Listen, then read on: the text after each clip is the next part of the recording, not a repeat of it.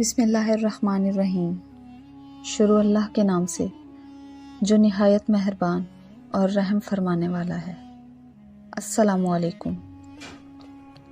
شیخ ابو سلیمان درانی رحمۃ اللہ علیہ فرماتے ہیں کہ میں نے 1 سال تجرید کے ساتھ حج کیا اور حضور اقدس صلی اللہ علیہ وسلم کی قبر شریف کی زیارت کا ارادہ کیا۔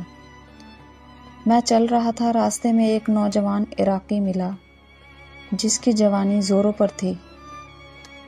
وہ بھی اسی طرح سفر کا ارادہ کر رہا تھا، لیکن جب وہ قافلے کے ساتھ چلتا تو قرآن شریف کی تلاوت کرتا رہتا، اور جب منزل پر قافلہ ٹھہرتا تو نماز میں مشغول ہو جاتا۔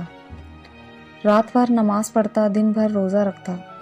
اس نے سارا راستہ اسی طرح طے کیا، حتیٰ کہ ہم مکہ مکرمہ پہنچ گئے تو وہ جوان مجھ سے رخصت ہونے لگا۔ میں نے اس سے پوچھا کہ بیٹا، کس چیز نے تجھے ایسے سخت مجاہدے پر آمادہ کیا جو میں سارے راستے دیکھتا چلا آیا؟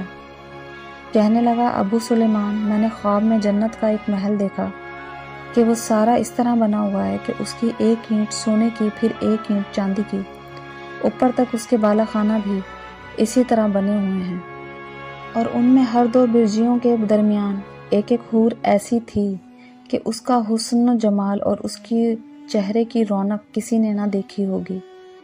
ان کی زلفیں سامنے لٹک رہی تھیں اور ان میں سے ایک مجھے دیکھ کر ہنسنے لگی تو اس کے دانتوں کی روشنی کی وجہ سے جنت چمکنے لگی۔ اس نے کہا، اے جوان، اللہ جل شانہ کے لیے مجاہدہ کرتا ہے کہ میں تیرے لیے ہو جاؤں اور تو میرے لیے۔ پھر میری آنکھ کھل گئی۔ یہ میرا قصہ ہے۔ اب مجھ پر ضروری ہے کہ میں انتہائی کوشش کروں، اور جو کوشش کرتا ہے وہ پا لیتا ہے۔ یہ تم نے جو کچھ میرا مجاہدہ دیکھا ہے اس حور سے منگنی کے واسطے ہے۔ میں نے اس سے دعا کی درخواست کی، وہ میرے لیے دعا کر کے چلا گیا۔ ابو سلیمان رحمۃ اللہ علیہ کہتے ہیں کہ اس کے جانے کے بعد میں نے اپنے نفس سے کہا کہ ایک حور کی طلب میں اگر اتنی کوشش ہو سکتی ہے تو حور کے رب کی طلب میں کیسی کوشش ہونا چاہیے۔